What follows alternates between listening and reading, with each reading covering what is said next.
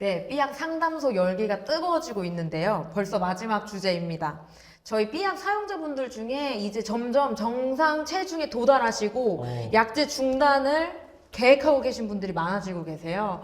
그래서 마지막 주제에서는 GLP-1 비만 치료제를 어떻게 중단해야 되는지, 중단하고 나서는 어떻게 또 요요를 관리해야 되는지에 대해서 우창현 선생님과 마저 이야기 나눠보겠습니다. 네, 선생님. 일단은 뭐 중단을 생각하시는 분들 많아지고 계세요. 너무 축하해요. 행복합니다. 축하해요. 많이 빠지셨어요. 많이 네. 빼신 분들은 거의 30kg 이상 빼신 분들도 있고요. 물론 이분들은 1년 가까이 그렇겠죠. 사용하시고 운동이나 식단도 하셨다고 하고요. 음, 이제 이런 분들이 질문을 많이 올려주셨어요. 먼저 처음에는 목표 체중에 이제 곧 달성한다. 네네네. 그러면 목표 체중에 달성을 하면 주사를 중단해야 되냐? 아니면 목표 체중에 달성하고 나서도 주사를 그냥 좀 더 쓰는 게 좋을까요? 라는 질문을 남겨주셨습니다. 네. 그러니까 이거 잘 생각해 보셔야 되는데, 체중은요, 현상이에요. 네, 현상이죠? 네, 그러면은 실제 우리가 바꿀 수 있는 게 체중인가요? 내가 이 순간에, 나 지금 내가 90kg인데 70kg가 되고 싶네? 못 바꿔요. 그쵸. 사실 그게 아니라 체중은 현상이란 말이에요. 결과치로 나오는 거예요. 그래서 제가 이제 그 비만 치료 받으시는 분들 항상 하는 이야기가 사실 우리가 봐야 될 거는 인슐린 저항성이랑 뇌의 보상 체계가 바뀌었는지를 우리가 봐야 된다는 거예요. 목표 체중이 아직 목표 체중까지 안 갔어요. 아직 안 갔어도 이분은 지금 인슐린 저항성이나 어떤 그 뇌의 보상 체계가 충분히 바뀌어져 있다. 그러면은 저는 약제를 이제 줄이기 시작해요. 한 번에 안 끊고. 네. 줄이기 시작해도 그분은 살이 계속 빠져요. 그런 분들은. 그런데 체중은 빠졌어요. 네. 뭔가 약제를 써가지고 이런 생활에 대한 어떤 뭐 정말 개념 없이 그냥 뭔가 이 보상 체계나 이 인슐린 저항성 개선 없이 총 양이 그냥 네. 줄어들어서 살이 목표 체중까지 갔어요. 이거 끊으면은 데이터 이건 있어요. 이렇게 올라가요. 근데 놀라운 거는 마지막에 빠졌던 기울기보다 더 높게 위로 올라가요. 빨리 다시 찐다는 네, 거죠. 왜냐면은 그 과정 속에서도 이런 보상체계나 인슐린 저항성에 대한 개념이 없으면 근육이 굉장히 많이 빠져요. 네. 그런데 저는 이제 경험을 해보면은 좀 인슐린 저항성을 개선하며 살을 빼셨던 분들은 근육이 생각보다 진짜 안 빠져요. 네. 운동량이 그렇게 많지 않았음에도 불구하고 거의 식단 위주로만 했어도 수면 개선하고 근육량 개선이 진짜 막 운동해서 뺀 사람처럼 진짜 안 빠져요. 그게 GLP-1 잘 썼을 때 나오는 효과거든요. 네. 그러면은 약제를 보통은 저도 그런데 좀 조심스럽게 좀 줄이면서 끊는 거를 추천을 해요. 목표 체중에 도달했어도 조금씩 줄이면서, 네, 줄여나가면서. 왜냐면 보상 체계랑 맞춰서 줄여야 네. 되니까. 너무 원하신다 그러면은 뭐 중단도 합니다. 네. 근데 한 달 이상 중단하면은 다시 재시작을 할 때 처음부터 시작을 해야 되고요. 그 네. 전에 한 1, 2주다. 그러면 한 1단계, 2단계만 낮춰서 시작을 하기도 하는데 그건 좀 케이스 보면서 하죠. 요거 질문도 어차피 뒤에 있었어서 이어서 네. 드리자면 네. 실제로 중단을 하고 나서 그쵸. 다시 네, 이렇게 한 2, 3kg는 그냥 네. 일주일 만에 네. 찌신 거예요. 네. 그래서 다시 이제 시작을 하려고 약을 처방받아서 시작을 하려고 할 때 질문이 완전 저용량부터 시작해야 되는 건지 아니면 중간 정도부터 시작해야 되는 건지를 질문도 하셨습니다. 그거 엄청 많이 아쉬워하는데 왜냐면 나는 맞아보니까 한 1.7은 돼야 효과가 있던데 저 이거 다시 0.25부터 아깝죠? 해야 돼요?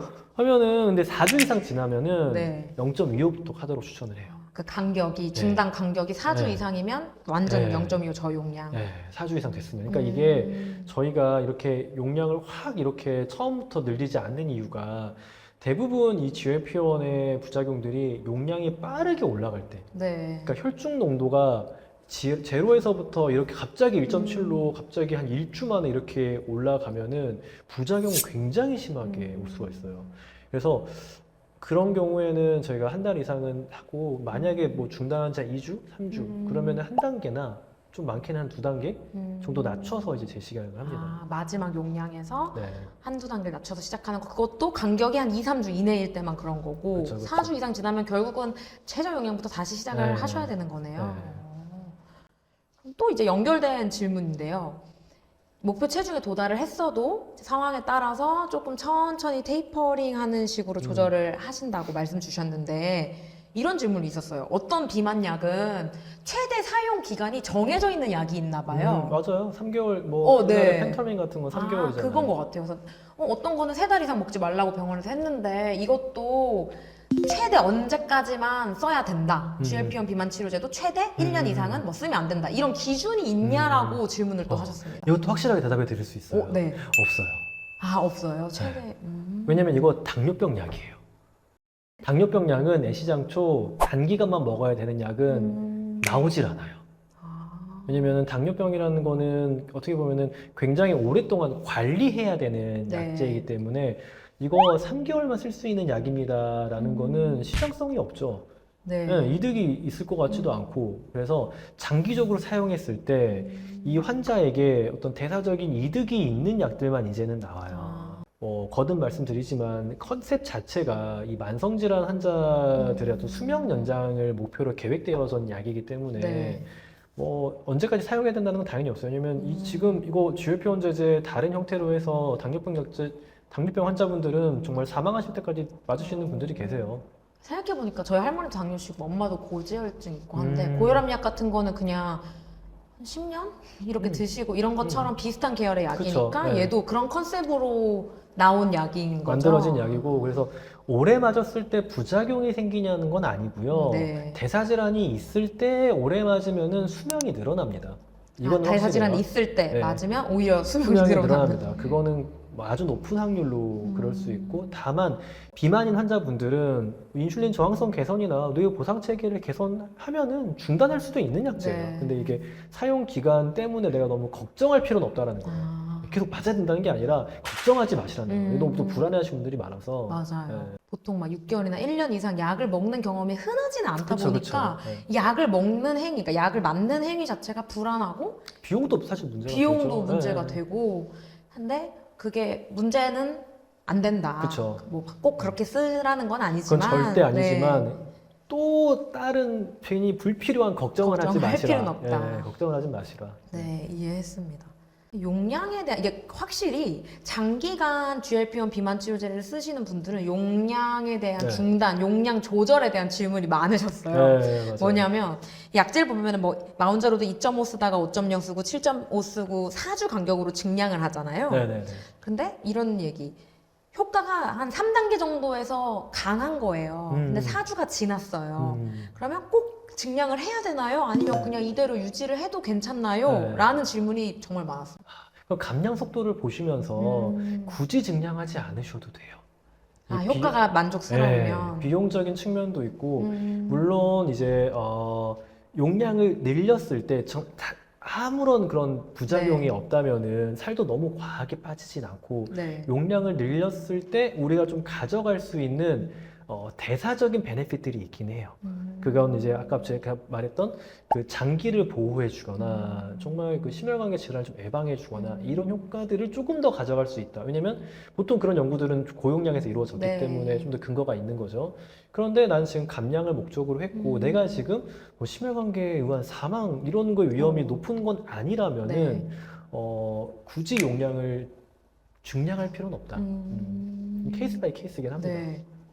그러면 또 약간 디테일한 질문인데 이 용량을 올리는 기준에 대한 질문을 하시는 거예요. 그래서 어떤 분은 식욕 조절에 따라서 용량을 올리시는 분도 있고 아니다. 체중의 변화에 따라서 올리는 거다 해서 이런 두 가지 의견이 커뮤니티에서 서로 싸움이 일어난 거예요.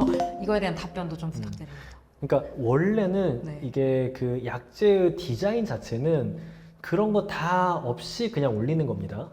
이런 거 다 상관없이 네. 무조건 올리는. 왜냐면은 이게 그 약제를 만든 제약회사는 이 최고 농도의 효과를 이제 우리가 가정하고 비만 치료를 하도록 만들어진 거고, 그럼 왜 중간 단계가 있어요? 바로 이것부터 하면은 다 토하고 아무도 못 맞으니까 그 다리들을 만들어 놓은 거예요. 그런데 아시아 퍼시픽 사람들은 좀 이제 비만 정도 자체도 좀 낮기도 하고, 어떤 우리가 그 체분포 자체도 좀 적기도 하고 네. 해서 삭센다의 경우에서도 훨씬 더 적은 용량에서 만족할 만한 효과를 봤던 경우들이 많아요. 그래서 위고비 같은 경우도 실제 연구는 거의 BMI 30 이상 근데 우리나라는 또 아시아는 또 BMI 25 이상에서도 네. 이렇게 좀 낮은 것도 또 이렇게 연구가 되었던 거예요. 그래서 좀 더 낮은 용량으로 실제로 치료했던 환자들도 많아요, 케이스가. 그래서 이거는 환자분의 어떤 감량 정도를 보고 사실 용량을 결정하는 게 맞기는 하고요. 근데 감량 정도가 좀 부족할 때 반드시 그 현장에서 이유가 이 약제의 농도가 부족한 건지 네. 혹은 수면이나 약간 이런 그 액상과당이나 과자 같은 정제된 생활 탄수화물을 먹는 습관에 습관의 문제인지를 좀 같이 보면서 약제 음. 용량을 조절하긴 해야 돼요. 이거 사실은 되게 세심하게 모든 거를 살펴야 되네요. 그쵸. 마냥 뭐 체중 감량만 볼 것도 아니고 네. 식욕 조절만 볼 것도 그러니까요. 아니고 습관도 봐야 네. 되고. 액상과당 계속 먹고 있는데 그거 모르고 잠 안 자고 액상과당 콜라 계속 마시는데 용량만 계속 늘리면은 의미가 없겠네요. 그거는 위험할 수도 있어요. 네, 위험할 수도 있어요. 그러면 또 이제 액상과당 얘기가 나와서 연결된 또 질문인데 언젠가는 모두가 저희 B약 사용자분들도 이걸 평생 맞고 싶어 하시는 분들 아무도 없고요. 네. 저도 이거를 중단하려고 부단히 노력을 했고요. 조금 약을 중단하고 나서 요요가 조금이라도 덜 오게 하려면 이 주사를 맞는 동안 현실적인 식단 관리 방법 또 조금 현실적인 생활 습관 요거 하나만은 좀 습관 만들고 가자 강조하시는 게 있으신가요? 저는 그래서 일단 음료 마시는 거는 뭐 카페 가서 달달한 거 마시는 것도 마찬가지긴 해요. 이것만 좀 그 액상형이 아닌, 그러니까 이것만 좀 그 마시는 달달한 것만 우리가 좀 최대한 좀 줄여보자라는 건데 이게 특히 음료 같은 거는 저희가 초가공식품 뭐 안 좋은 거 사람들이 알잖아요. 네. 근데 모든 가공식품이 안 좋은 건 절대 아닙니다. 네. 보통 달달하고 기름진 게 안 좋아요. 근데 그 중에서도 사람들, 인간들의 사망률이랑 뭐가 제일 관련이 높냐? 음료수예요. 그냥 음료수가 원탑이에요. 얘네가 제일 안 좋아요. 무섭다. 네. 음료수 너무 쉽게 들어가는데 그쵸. 주사 맞고도. 그래서 그래요. 음료수가 원탑이에요. 근데 보면은 애가 진짜 특이한 물질이에요. 옛날에는 이렇게 우리가 마셨던 것들 중에 이 정도의 높은 어떤 열량과 이런 과당이라는 특이한 그런 성향을 가진 게 별로 없었어요. 얘는 좀 굉장히 전에 없었던 물질이기 때문에 우리가 굉장히 좀 주의해야 된다. 그리고 확실히 없어도 아무런 문제가 없어요, 사는데. 그쵸. 네. 밥은 먹었으니까. 그쵸. 네, 물도 마셨고 탄산수도 있고 이건 뭐 그래요. 너무 그러면은 좀 적당히 제로 음료 드세요, 그냥 차라리. 그래서 그것도 안 좋긴 하지만 네. 아무튼 음료는 확실히 그렇고 그리고 그 뇌의 보상 체계를 저는 확실히 좀 바꿨으면 좋겠어요. 음료는 네. 진짜 아예 그 어나더 레벨이니까 말한 거고 간식, 그러니까 굶었다가 간식 먹는 습관, 네. 네, 이거를 저는 반드시 없애자. 네, 차라리 밥 먹은 다음에 간식을 드시더라도 드시고 그래서 유급이나 마운자로를 할 때 이런 간식을 안 먹어도 좀 괜찮고 먹어도 생각보다 그런 만족감이 안 온단 말이에요. 네.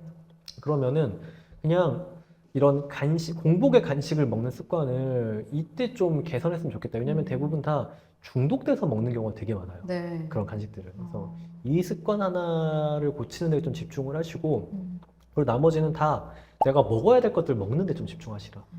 충분한 단백질이랑 지방과 식이섬유를 내가 먹어줘야 되는구나. 이게 봐봐요. 우리가 뭐 좋은 차 사요.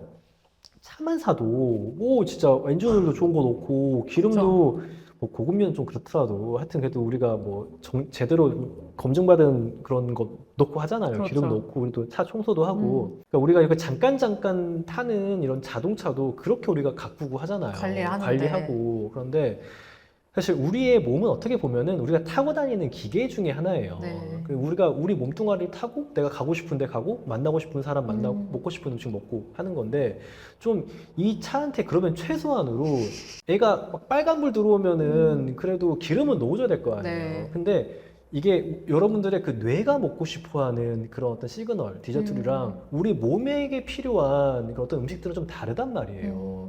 우리 몸한테 넣어줘야 되는 그런 음식들에 대해서 관심을 좀 가지시고 이 정도의 단백질, 이 정도의 좋은 지방, 이 정도의 식이섬유와 이 정도의 복합 탄수화물을 내가 하루에 먹어야 되는구나. 이것만 알았으면 좋겠어요. 그러면 너무 많은 게 달라집니다. 행동으로 옮기기 전에 이 내용을 조금 인지하는 것만으로도 시작이 될 것 같다라는 생각을 많이 했고요. 맞아요. 딱 강조해 주신 게 주사 사용하면서 비만 치료제 사용하는 중에 요요 오고 싶지 않으면 딱 두 개를 기억해야 되는 것 같아요. 첫 번째는 단 음료 좀 먹지 말자. 두 번째는 몸에 진짜 꼭 필요한 연료들, 좋은 음식들 위주로 먹어주자. 간식 대신에 좋은 밥 많이 먹자. 이 두 가지는 꼭 챙기시면서 건강한 비만 치료 유지하셨으면 좋겠다는 생각이 드네요. 네. 사용자분들께서 되게 열심히 관리하시거든요, 사실. 그렇죠. 네, 그렇겠죠. 정말 절실하게 관리하시고 네. 선생님들 말씀도 잘 듣고 그런데도 중단하고 요요가 오신 분들도 많으신 것 같아요. 막 다시 삐아 컴백했습니다. 그럴 수 있어요. 네, 이런 글들 올리시는데 네. 근데 이런 고민을 하시더라고요. 다시 살이 빠졌는데 주사 중단하고 살이 다시 찌신 거예요. 이때 다시 주사를 시작하는 게 좋냐. 오히려 체지방만 찌는 거 아니냐. 이때는 어떻게든 내 의지로 해결해야 되는 거지. 또 주사를 맞는 건 안 좋은 거 아니냐. 이런 질문도 해주셨습니다. 굉장히 좋은 질문이고요. 네. 걱정이 될 것 같아요. 근데 그때는 한번 좀 보시기는 해야 돼요. 내가 좀 인지할 수가 있는지, 내가 살이 찐 이유를 일단 인지할 수가 있는지를 먼저 좀 보시는 게 중요해요. 네. 근데 많은 경우에 요요가 오잖아요. 인지하지 못하는 경우들이 많기는 합니다. 생각보다 아주 조금씩 이루어지거든요. 네. 그런데 왜 그러냐라고 한다면은 이거는 많은 경우에 환경의 영향이긴 해요. 왜냐면 우리는 저는 강물의 비유를 되게 많이 하는데 강물은 흘러갈 수밖에 없어요. 네. 그냥 대부분 어디로 흘러가냐? 그냥 강물의 그 흐름대로 흘러가요. 그런데 그 흐름이라는 거는 결국 이 주변의 땅덩어리의 환경들이 네. 여기만 길을 뚫어줬기 때문에 이리로 가는 거거든요. 근데 비만인 분들이 자기 환경을 한번 봐야 돼요. 그런 경우에는. 왜 나 다시 살이 쪘지? 나 똑같은 것 같은데? 네. 이 환경이 비만으로 가는 비만 유발 환경이었을 수가 있어요. 네. 그래서 내가 그 움직이는 활동이나 우리 집의 어떤 환경이나 어떤 직장의 어떤 환경이나 혹은 내가 즐기는 여가 생활이나 내가 만나는 사람들이나 어떤 요소들이 나한테 어떤 스트레스는 올리고 스트레스가 올라가 있을 때 내가 좀 충동적으로 감정적 식욕 때문에 살이 찌는 거거든요, 결국. 그러니까 생리적 허기와 이거를 채워주는 식욕 때문에 살이 찌는 건 굉장히 어려워요.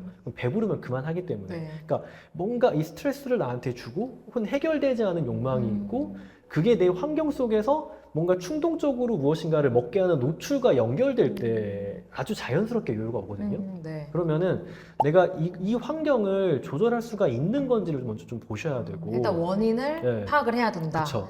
그걸 보셔야 되고 다시 약제를 사용하는 거는 얼마든지 괜찮아요. 얼마든지 괜찮고 이 약제는 기본적으로 어떤 거냐, 다시 좀 중독의 사이클이 돌아가면은요, 제가 앞서 말했던 음료 안 먹고 나의 몸에 필요한 영양소 먼저 넣어주기, 이거 쉬운 거 같죠? 어려워요. 알코올 중독자 환자분들은 술밖에 안 먹어요. 네. 밥 안 먹어요. 그분들이 밥을 먹는 게 필요하다, 밥을 먹어야 내가 더 술도 오래 먹지, 이걸 몰라서 그런 게 아니라 이 도파민의 많은 분비가 이 술을 먹을 때만 나오기 때문에 이거 외에는 크게 가치가 없다고 느껴지니까 안 하는 거예요. 그분들이 판단을 못해서가 아니라 그게 가장 가치 있다고 뇌가 판단을 하는 거거든요. 네. 그런데 이건 그냥 밖에서 보기에는 가치 판단의 왜곡이잖아요. 네. 도파민의 도파민의 중독 때문에 가치 판단이 안 되는 상황인데 이게 우리의 뇌에서는 굉장히 흔하게 일어나는 현상이에요. 그리고 그런 상황 속에서는 그걸 하기가 어려워요. 근데 위고비나 마운자로는 이 가치 판단의 저울을 조금 맞춰주는 역할을 해서 그렇네? 이거 하면 되겠네? 라고 해보면은 그러네? 음료 안 마셔보면 되겠네? 이게 되는데 단백질 그러네? 먹어보면 되겠네? 왜냐면 좋다고 하니까 먹어야지가 이러면 효용이 있겠다라는 도파민의 분비가 따라오는 거거든요. 근데 내가 뭔가에 중독이 있는 상황에서는 애시당초 이거에 대한 욕구 자체가 성립이 안 돼요. 그래서 다시 한번 뇌의 그 저울추를 좀 맞춰준다는 측면에서 유고비나 마운자로를 다시 투약하면서 조금 마음의 여유를 가지고 볼 수도 있습니다. 그래서 이거는 너무 약제를 안 좋게 생각하지 마시고 의지로 하는 것에 저는 가장 위험한 리스크가 저는 실패했을 때라고 생각해요. 네, 맞아요. 네, 저는 그럴까봐 좌절하죠. 그렇게 하지 말라고 해요. 그러니까 그게 의지라는 게 알코올 중독자 환자한테 너 한번 술 끊어봐. 안 돼요. 너 실패했네. 너 의지가 없네. 그건 중독이면은요. 네. 야, 대학 박사든 진짜 아주 유명한 운동선수든 누구든 중독에서 벗어나는 건 어려워요. 운동선수 중에 중독되신 분 되게 많잖아요. 네. 그분이 그 힘든 훈련을 다 이겨냈는데 그 사람이 의지가 없는 사람이 아니잖아요. 아니죠. 근데 거기에서 보상을 얻으면서 했던 거고 근데 이 술이 이제 보상을 주니까 또 이걸 하는 거란 말이에요. 네. 그러니까 우리의 뇌는 보상에 따라 움직이는 거지 의지로 움직이는 건 사실 아니에요. 이걸 좀 알았으면 좋겠어요. 주사 중단하고 요요가 와서 다시 주사를 사용하는 것에 대해서 너무 거부감을 느낄 필요는 절대 없다. 네네네. 다시 정상화시키는데 약이 필요하면 다시 쓰면 되는 거다 맞아요. 이거고 그 전에 선행돼야 되는 게 약간 원인에 대해서 그쵸. 파악하는 거. 네. 근데 제가 지금 너무 사실 공감이 된 게 제가 67kg에서 탁센다 시작했거든요. 네네. 그리고 되게 빠르게 7kg를 뺐어요. 거의 3달 만에 7kg를 뺐어요. 네. 그러고 나서 중단했어요. 음. 60kg부터는 먼저 스스로 할 수 있을 것 같은 거예요.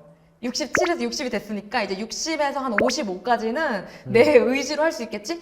바로 한 달 있다가 65kg 됐습니다. 그리고 나서는 네. 이제 마음을 조금 편안하게 먹고 네네. 선생님도 이거 똑같이 말하셨어요. 예슬 씨가 살찐 시간에 반에 반이라도 투자해라. 이거 제가 실제로 저희 커뮤니티에도 글 쓴 적 있거든요. 그러시고요. 그 다음에는 제가 네. 한 8개월 정도 열심히 이제 살을 뺐죠. 살도 네네. 노력도 했고 약도 쓰고 나서 53kg까지 뺐는데 방금 요요가 서서히 온다고 말씀하셨잖아요. 제가 지금 56kg거든요. 근데 이걸 저는 알고 조금 더 뺀 거기는 해요. 근데 요즘 그래서 사실 조금 스트레스가 있어요. 56에서 60은 또 금방이거든요.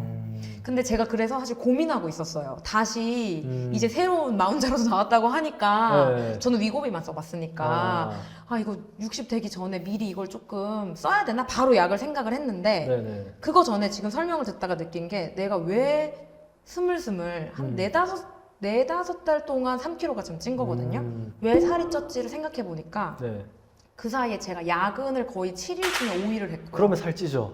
네, 지금 들은 생각이 네. 내가 왜 살쪘지? 제가 근래 몇 달이 엄청 바빴고 그러다 보니까 사무실에서 야식을 엄청 시켜 먹었어요. 근데 이런 원인을 생각해 볼지 그쵸. 못했어요. 네. 그러면 저녁에 윈쉐이크 먼저 그러니까요. 드세요. 윈쉐이크 사무실에 아니면 보내주셨잖아요. 그냥, 윈 도시락 그냥 그런 거 네. 드시면 안 그래서 좋아요. 그런 원인을 네. 뭔가 생각하는 게 먼저고 원인을 생각하니까 진짜 윈쉐이크를 먹거나 윈 도시락을 야식 대신에 네. 조금 먹어보고 안 먹을 수는 네. 없을 것 같아요. 그렇죠. 배고프면 먹어야죠. 네, 그런 거를 네. 조금 차라리 먹고 그럼 간식을 안 먹잖아요. 그렇죠. 네. 그런 식으로 좀 관리를 해보고도 만약에 제가 정상화가 안 된다면 최대한 안 쓰려고 하지만 안 된다면 약을 네. 뭐 고려할 수도 있겠다라는 뭔가 해결책이랑 네. 좀 마음의 짐이 네. 지금 조금 편안해진 것 같아요. 혼자 좀 스트레스였거든요. 그냥 그런 거로 좀 죄책감 좀 안 가졌으면 좋겠어요. 비만인 분들이. 당뇨병 환자분이 당뇨병 약 먹는다고 막 마음에 짐을 갖으신 분 없어요. 그렇죠. 네. 근데 이거는 좀 마음의 짐이 있어요. 가격도 네. 가격. 솔직히 가격이 가격도 문제죠. 맞아요. 너무 부담스럽고 두 가격이 번째는 내가 어떻게 돈 들여서 뺀 살인데 이렇게 쉽게 무너진다고? 내 의지가 이렇게 약하다고 이렇게 생각하는 면이 네. 있었던 것 같네요. 의지라는 말, 저도 의지력이 진짜 없어요. 그래서 저는 진짜 인간은 환경의 영향을 너무 많이 받는다라고 생각하고 이거에서 재밌으면 이거 하는 거지. 네. 의지라는 건 진짜 굉장히 허망하다 생각을 합니다. 네. 오늘 진짜 전반적으로 GLP-1 비만 치료제에 대한 궁금증도 모두 해소해 주시고 저와 저희 삐약 사용하시는 분들의 마음의 짐도 모두 해결해 주신 것 같아서 네. 다시 한번 감사합니다. 선생님. 감사합니다. 네, 지금까지 내분비내과 전문의 우창윤 선생님과 함께 GLP-1 계열 비만 치료제 사용자분들이 가장 궁금하시는 내용들도 모두 다뤄봤고요. 선생님 오늘 함께 해주신 소감이 어떠신가요? 사실 이 GLP-1 제제를 맡고 있는 분들께 하고 싶은 이야기가 진짜 많았는데 네. 오늘 이렇게 말할 기회를 많이 주셔서 이 이야기가 좀 많이 닿았으면 좋겠어요. 듣기 싫어도 좀 들으셨으면 좋겠네요. 생각합니다. 네. 오늘 첫 번째 저희 삐약 상담소의 주인공으로 감사합니다. 선생님을 모실 수 있어서 너무 좋았고요. 다음에 또 나와주실 거죠? 알겠습니다. 고민해볼게요. 네. 또 고민해 보신다고요? 아니 꼭 나오셔야 됩니다. 네. 알겠습니다. 앞으로도 국내 1위 다이어트 조사 관리 어플 삐약의 삐약 상담소는 계속되니까요. 여러분 많은 관심 부탁드립니다. 오늘 출연해주신 선생님 너무 감사합니다. 감사합니다.